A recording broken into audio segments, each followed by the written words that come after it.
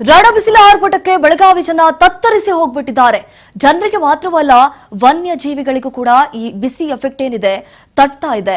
ಮೃಗಾಲಯದಲ್ಲಿ ವನ್ಯಜೀವಿಗಳ ವಿಶೇಷ ಆರೈಕೆ ಮಾಡಲಾಗ್ತಾ ಇರುವಂತದ್ದು. ಈ ಹಿಂದೆ ಜಿಂಕೆಗಳು ಸಾವನ್ನಪ್ಪಿದ್ವು.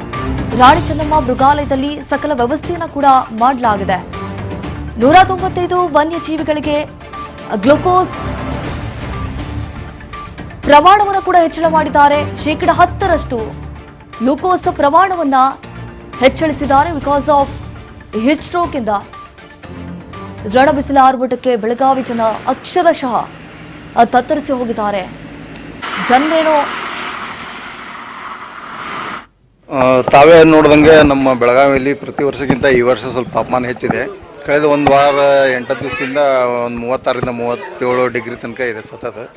ಹಂಗಾಗಿ ನಾವು ಇಲ್ಲಿ ಈಗ ಹಾಲಿಡೇ ಇರೋದ್ರಿಂದ ಮಕ್ಕಳು ಮತ್ತು ಪ್ರವಾಸಿಗರ ಸಂಖ್ಯೆ ಹೆಚ್ಚಿದೆ ಇಲ್ಲಿ ನಮ್ಮ ಝೂಗೆ ಬರೋಂಥದ್ದು.